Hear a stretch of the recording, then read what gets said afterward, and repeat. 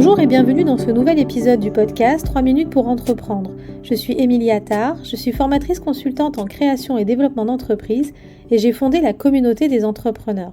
Aujourd'hui, je réponds à la question « Comment se différencier de la concurrence ?» Alors c'est une question que l'on me pose souvent et dernièrement, c'est sur TikTok que l'on m'a interrogé sur ce sujet. D'ailleurs, n'hésite pas à me poser toi aussi tes questions, ce podcast est fait pour toi.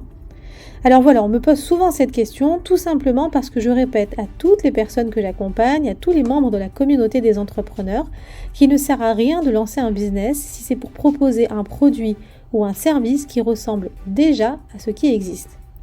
On l'a vu dans un épisode précédent, la proposition de valeur de ton offre est une notion très importante. Alors tu dois rapidement te demander ce que ton produit ou ton service a de plus que les autres. Eh bien, dis-toi que les éléments de différenciation, il en existe plusieurs. Et je vais t'en proposer quelques-uns pour que tu puisses avancer dans ton projet.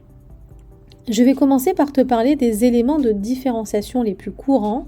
On va retrouver le prix et la qualité. Ce sont en général les premiers éléments sur lesquels on s'appuie pour se différencier de nos concurrents, mais heureusement, ce ne sont pas les seuls. Tu peux par exemple proposer un produit ou un service déjà connu du marché, mais dont la fabrication, les matières premières sont différentes. Par exemple, si je décide de vendre un t-shirt, tu vas me dire « Ok Émilie, des t-shirts, il en existe plein sur le marché. » Eh bien, le mien, il est différent parce qu'il est en matière recyclée et d'une fabrication française irréprochable.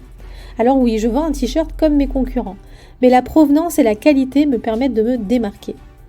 Tu peux également jouer sur la différence en proposant une commercialisation différente de ce qui existe déjà.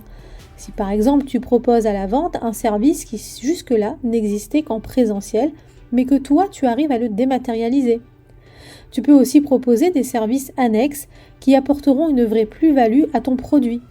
Tu peux également proposer une identité de marque forte ou un packaging différent qui attirera une clientèle attachée à ton univers. Autre exemple, tu peux mettre en place un processus d'achat différent. Tu peux proposer des moyens de paiement différents, sous forme d'abonnement par exemple. Tu peux aussi miser sur le personal branding, c'est-à-dire ce que toi tu peux apporter à ta marque en tant qu'individu, comme peuvent le faire certains influenceurs qui vendent d'abord leur image avant de vendre leurs produits. Tu peux aussi envisager de parler de tes produits à travers ton expérience personnelle.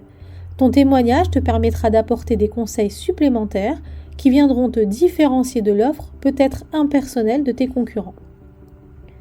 En cherchant à te différencier, tu vas donc chercher à combler tes clients et futurs clients en leur apportant ce petit plus qui fera qu'ils préféreront venir chez toi. Il est impératif de pouvoir trouver une vraie identité, une vraie offre qui peut être différente de celle des autres. C'est une question essentielle que tu dois te poser parce que tes futurs clients se poseront cette question. Voilà, j'espère que tu trouveras dans les exemples que je viens de te citer des pistes qui te permettront de te différencier de tes concurrents. Je t'invite à t'abonner au podcast pour ne rater aucun épisode. À très vite!